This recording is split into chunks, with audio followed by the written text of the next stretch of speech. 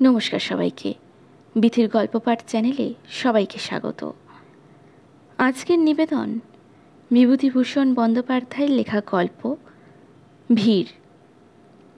তবে আজকের গল্প শুরু করার আগে আমার চ্যানেলে যারা নতুন দর্শক তারা চ্যানেলটিকে অবশ্যই সাবস্ক্রাইব করে ভিডিওগুলিকে লাইক করে দেবেন এবং ভালো লাগলে বন্ধুদের সঙ্গে শেয়ার করবেন। শুরু করছি আজকের গল্প। স্টেশন আসতে দেরি হয়ে গিয়েছে। টিকিট ঘরের দিকে চেয়ে হৃৎস্পন্দন বন্ধ হওয়ার উপক্রম হলো। 3 বার কুণ্ডলি খেয়ে এক বিরাট কিউ। টিকিটের জানালা থেকে এনকোয়ারি অফিস পর্যন্ত দাঁড়িয়ে ঘড়ির দিকে অসহায়ভাবে তাকিয়ে সর্বাগ্রে চট করে সেই কুণ্ডলি পাকানো অজগর সাপের লেজের আগায় গিয়ে নিজেকে সুপ্রতিষ্ঠিত করলাম, নইলে আরও পিছিয়ে পড়তে হবে এক্ষুনি। 3 মিনিটের মধ্যে লেজটা আরও 6 হাত বেড়ে গেল। বহু লোক ব্যাপার দেখে টিকিটের জানালার কাছাকাছি যেসব লোক দাঁড়িয়ে রয়েছে ঘামার্ত কলবরে, তাদের কাছে টাকা নিয়ে গিয়ে খোসামত করছে, মশাই আপনি তো টিকিট কাটছেনই, এই উলোবেরের 2খানা এমনই ওই সঙ্গে। আমার মশাই 1খানা এমনই কোলাঘাটের। যাকে অনুনয় করা হচ্ছে সে বলছে ওসব হবে না, নিজের নিয়েই ব্যস্ত। না না, কেন আপনি বকছেন মশাই? যান, তার চেয়ে কিউতে দাঁড়ানোই ভালো। লোককে খোসামত করে ধাতে সয় না। কিন্তু এইদিকে ঘড়িতে 11টা বাজে। 11টা 20-তে নাগপুর প্যাসেঞ্জার ছাড়বে। 20 মিনিটের মধ্যে সম্মুখেই বিরাট কিউ। বিশ্বাস তো হয় না। আরও 10 মিনিট কেটে গেল। কিউ যেমন তেমনই, বিশেষ কোনো উল্লেখযোগ্য পরিবর্তন অন্তত চর্মচক্ষে তো দৃষ্টিগোচর হয় না। একখানা টিকিট দিতে 6 মাস লাগছে। এই রেটে আমার পালা আসতে বেলা 2:30 বাজবে। 11টা 20-তে এর সিকিও ফুরোবে না। সঙ্গে লটবহর মেয়ে ছেলে, নইলে না হয় ফিরেই যেতাম। সারাদিনে আর ট্রেনও নেই। এই সব ভাবছি, এমন সময় হঠাৎ হুড়মুড় করে গেল কিউ ভেঙে।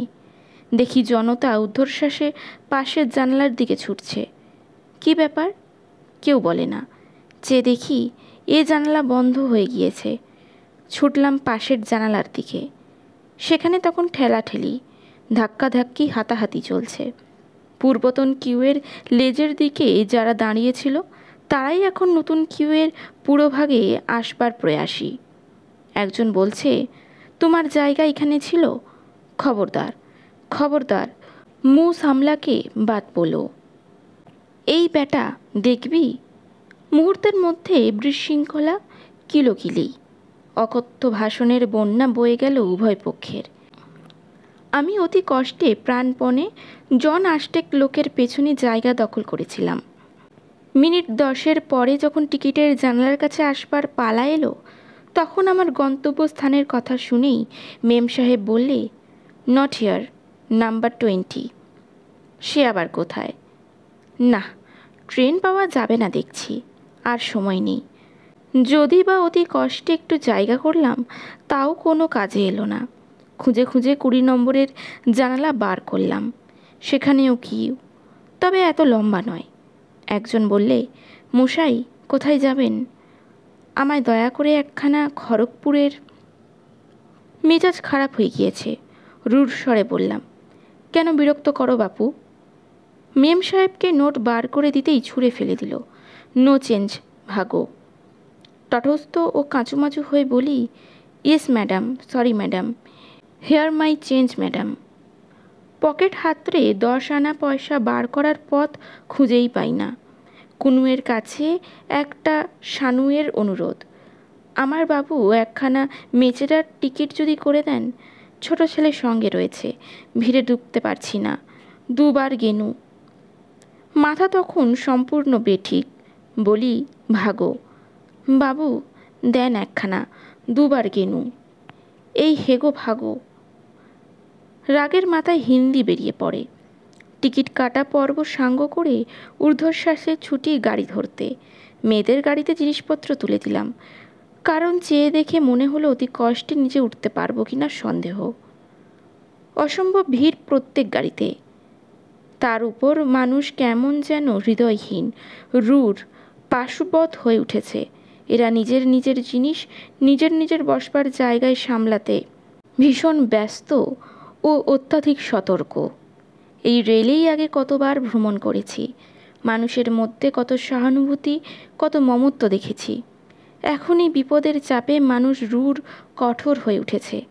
একবার মনে আছে, সম্পূর্ণ অপরিচিত এক ভদ্রমহিলা আমাকে তাদের খাবারের ঝুড়ি থেকে খাবার বের করে ডিশে সাজিয়ে তার স্বামীর হাতে দিয়ে আমার কাছে পাঠিয়েছিলেন। ভদ্রলোক আমার সামনে ডিশ রেখে বিনয়ীভাবে বললেন, একটু জলযোগ করুন। আমি চমকে উঠলাম।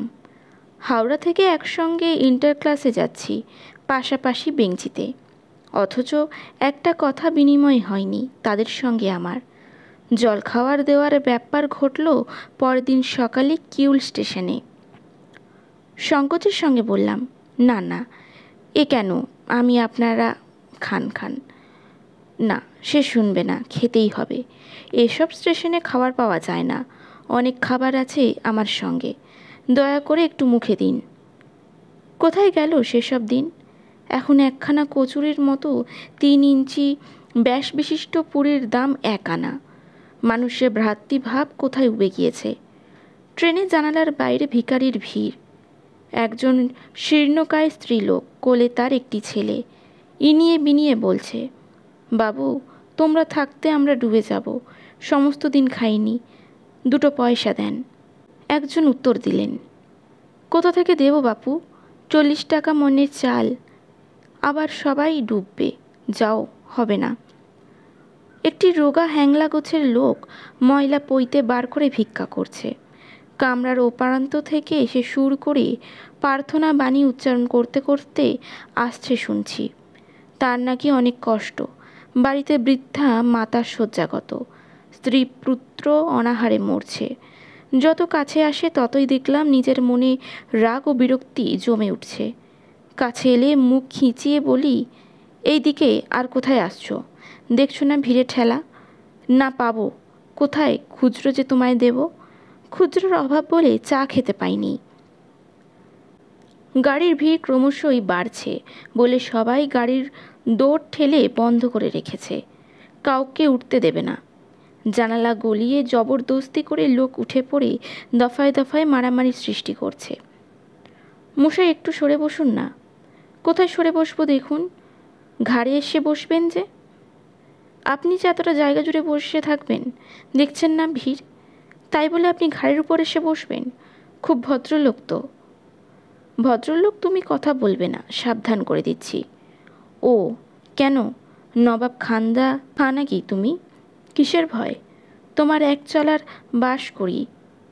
খবরদার, মুখ সামলে, তুমি করবে না বলছি। একটি চড়ে তারপর বিরাট কুরুক্ষেত্রের সৃষ্টি। এক পক্ষের ভাঙা ছাতা, অপর পক্ষে মুষ্টিবদ্ধ হস্ত।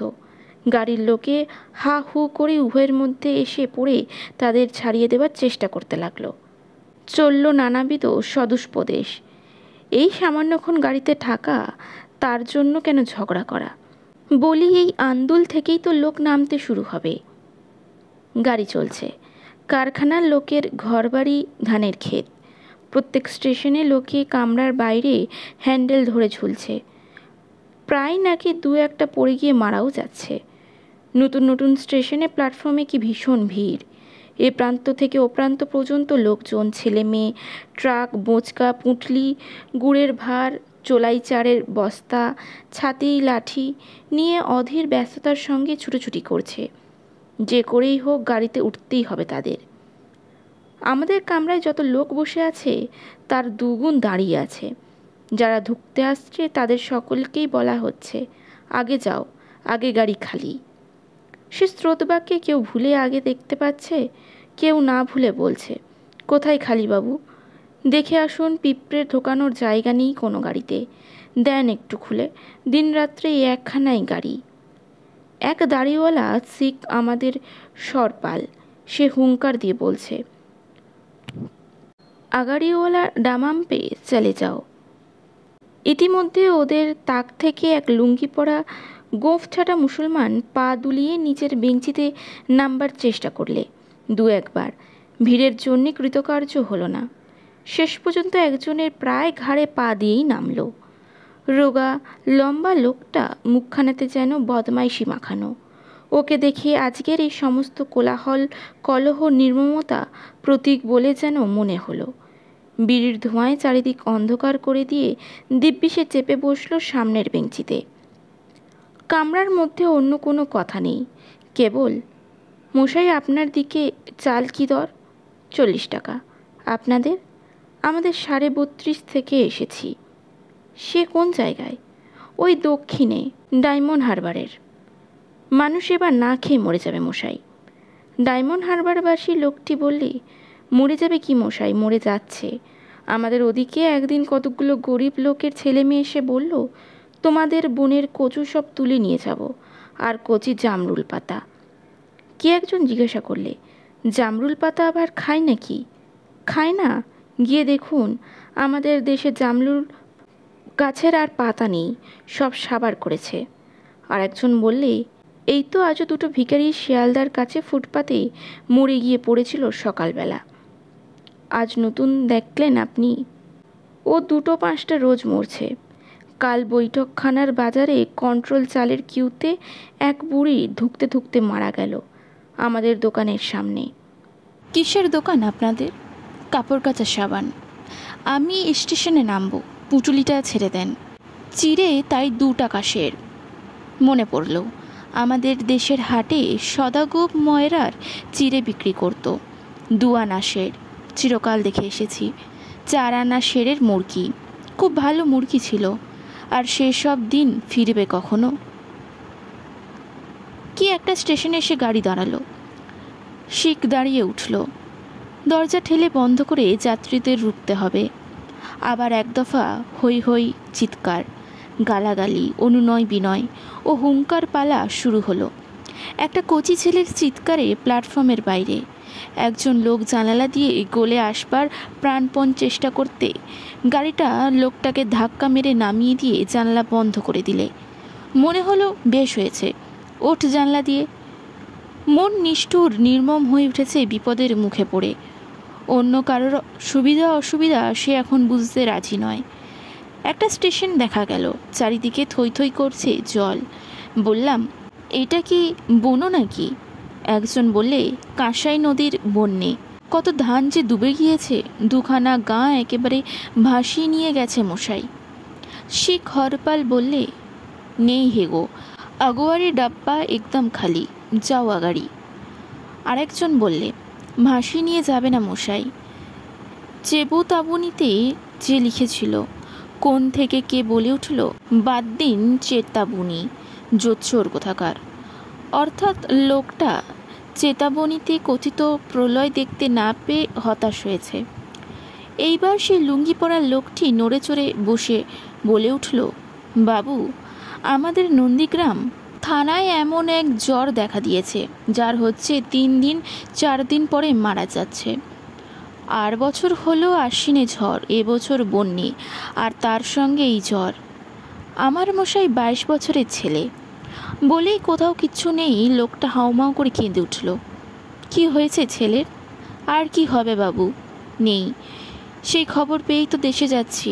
কলকাতার কলে চাকরি করি। আর বছর ঘরদোর ঝড়ে সব পড়ে গেল। আবার এবছর 22 বছরের ছেলেটা। আবার সে হাউমাউ করে কেঁদে উঠল। গাড়ি শুদ্ধ লোকের গোলমাল যেন মন্ত্র বলে স্তব্ধ হয়ে গেল। শিখ হরপাল তার হুঙ্কার থামিয়েছে। কাছাকাছি 2-1জন লোক সান্ত্বনা দেওয়ার কথা বলতে লাগলো। কি অসহায় ওর কান্না! কেঁদো না ভাই, কি করবে কেঁদে? আহা, 22 বছরের ছেলে, বাঁচা মরা কারোর হাতে নয় দাদা। নাও বিড়িটা ধরাও। ওই একটি পুত্র বিয়োগকাতুর পিতার কঞ্চনে গাড়ির আবহাওয়া যেন বদলে গেল এক মুহূর্তে। সূচাগ্রহ পরিমাণ স্থানের জন্য যে নির্লজ্জ চেষ্টা ও আঁকড়ে থাকার আগ্রহ, তা বন্ধ হয়ে গেল। সরে বসুন না, এদিকে জায়গা আছে। একটা ছেলে অনেকক্ষণ থেকে একটা নারকেল তেলের বোতল হাতে নিয়ে দাঁড়িয়েছিল। এতক্ষণ পরে একজন কে তাকে হাতে ধরে বললে, বাবা, এখানে বস, কোনো রকমে হয়ে যাবে এখন। যে লুঙ্গি পরা লোকটি এতক্ষণে আমি গুন্ডার সর্দার বলে ভাবছিলাম, তার মুখের দিকে চেয়ে কেমন একটা করুণা ও সহানুভূতির উদ্রেক হলো। হতভাগ্য পিতা হয়তো ওর বৃদ্ধ বয়সে সম্বল হয়ে দাঁড়াতো এই পুত্রটি, হয়তো ওর একমাত্র পুত্র। গাড়ির আবহাওয়া ওর কান্নার সূত্রকে আশ্চর্যভাবে বদলে গিয়েছে। এই নির্মমতা, নিষ্ঠুরতা, উগ্র স্বার্থবোধ যা হাওড়া থেকে উঠে পর্যন্ত সামনে দেখে এসেছি, যাতে শুধু মানুষের পশুত্বের ছবিটাই স্পষ্ট হয়ে ফুটে উঠেছিল চোখের সামনে, ওই লুঙ্গি পরা লোকটির চোখের জল যেন ধুয়ে মুছে পরিষ্কার হয়ে গেল। মানুষের লজ্জা হলো, মানবতার অপমান যেন সবাই সতর্ক হয়ে উঠল। এইবার যে স্টেশনে গাড়ি এসে দাঁড়ালো সেখানে লোকটি নেমে যাবে। গাড়ির এক কোণে একটি দাড়িওয়ালা বৃদ্ধ বসেছিল। সে আবেগ ভরে বলল, এখানে নামবে? আচ্ছা বাবা, ভগবান তোমার মনে শান্তি দিন। আমি বুড়ো মা বোন, আশীর্বাদ করছি, ভালো হবে তোমার, ভালো হবে। আজকের গল্পটি কেমন লাগলো কমেন্টে অবশ্যই জানাবেন। ভালো লাগলে গল্পটিকে লাইক করে চ্যানেলটিকে সাবস্ক্রাইব করে দেবেন। নমস্কার।